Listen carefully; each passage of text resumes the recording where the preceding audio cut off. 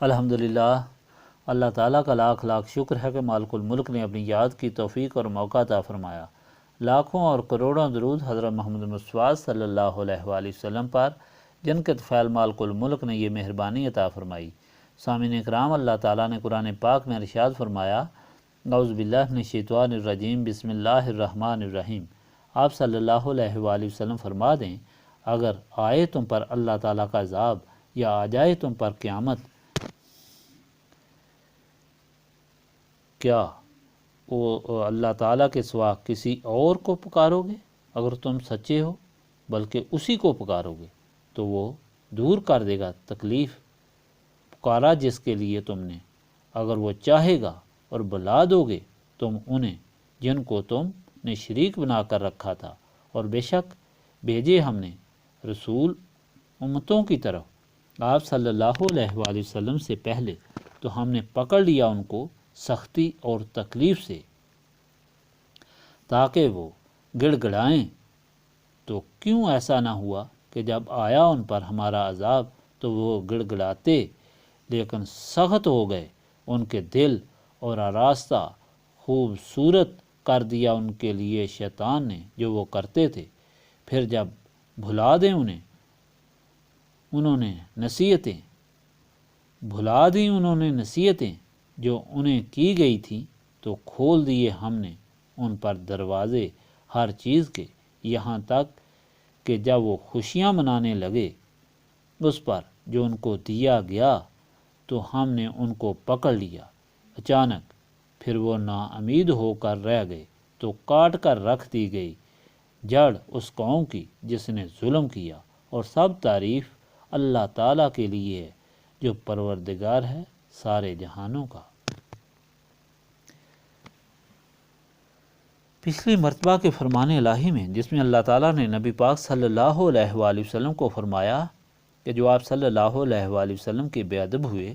نسبت رسولی صلی اللہ علیہ وآلہ وسلم قائم نہ کی، وہ کبھی ایمان نہیں لائیں گے۔ ان کو یقین دلانے کے لیے اللہ تعالیٰ کی نشانیاں کم نہیں کہ وہ اور مانگتے ہیں۔ ان کے لیے اگر آپ زمین کے اندر سے یا آسمان سے کوئی نشانی تلاش کر لیں تب بھی یہ ایمان نہیں لائیں گے۔ ساری کائنات بھی اگر ان کے لیے نشانیوں سے بھری ہو، انسانوں کے اپنے وجود، زمین پر چلنے والے جانور اور پروں پر اڑنے والے پرندے بھی نشانیاں ہیں۔ ان کے وجود، ان کے رہن سہن، ان کا پیدا ہونا مرنا بے شمار نشانیاں دیے ہوئے ہیں۔ ان کی کسی نشانی پر نظر نہیں ٹھہرتی۔ یہ کبھی پہاڑوں کو سونے اور چاندی کے بنانے، اور کبھی پانی کی نہریں خشک زمین پر چلانا چاہتے ہیں۔ یہ صرف ان کی سیاہ دلی کا ثبوت ہے، جنہوں نے اللہ تعالیٰ کے رسول صلی اللہ علیہ وآلہ وسلم اور کتاب کو جھٹلایا۔ جو سب سے بڑی اللہ تعالیٰ کی نشانیاں ہیں، وہ بہرے اور گونگے ہو کر ظلمت کے سمندر میں ڈوب گئے ہیں، یہاں تک کہ مرنے کے بعد قیامت کو پھر اٹھائے جائیں گے اور اپنی بدعمالیوں پر خوار ہوں گے۔ یہ اللہ تعالیٰ کی ناراضگی کی وجہ سے ہے۔ اگر وہ چاہے تو سب ہدایت یافتہ ہو جائیں، مگر ان کی بے ادبی سے اللہ تعالیٰ ناراض ہوا، جس کی وجہ سے ان کی گمراہی میں اور زیادہ اضافہ ہوا۔ گویا اللہ تعالیٰ یہ ہدایت دے رہا ہے کہ اگر وہ صراط مستقیم پر چلنا چاہتے ہیں، ہدایت حاصل کرنا چاہتے ہیں اور اللہ تعالیٰ کی طرف سے انعام چاہتے ہیں، تو اس کے رسول صلی اللہ علیہ وآلہ وسلم سے نسبت قائم کریں تاکہ وہ پاکیزہ ہو جائیں اور اللہ تعالیٰ کی ہدایت کو سمجھیں، اور اس طرح اللہ تعالیٰ کے بندے اور رسول صلی اللہ علیہ وآلہ وسلم کے غلام بن جائیں۔ آج کے فرمان الہی میں اللہ تعالیٰ فرماتا ہے کہ آپ صلی اللہ علیہ وآلہ وسلم ان سے پوچھیں کہ تم جس طرح منکر ہوئے اور اللہ تعالیٰ کے سوا بے جان بتوں کو پوجتے ہو، اگر تم پر اللہ تعالیٰ کا عذاب آ جائے یا قیامت برپا ہو جائے تو کیا اسی طرح ان بے جان بتوں کو پوجتے رہو گے اور اللہ تعالیٰ سے غافل رہو گے؟ نہیں، ہرگز نہیں۔ اس وقت سارے تکبر اور غرور بھول جاؤ گے، بے جان بتوں کی یاد ہی نہیں رہے گی، بلکہ وہی معبود حقیقی جو مالک و خالق وحدہ لا شریک ہے، وہی یاد رہے گا۔ اور وہی تو ہے، اگر چاہے تو تمہاری تکلیف دور کرے یا اس میں کمی کر دے۔ جب مکہ معظمہ فتح ہوا تو ابو جہل کا بیٹا اکرمہ مکہ معظمہ سے بھاگ گیا کہ میں اپنے باپ کے قاتلوں اور دشمنوں کے سامنے نہیں جاؤں گا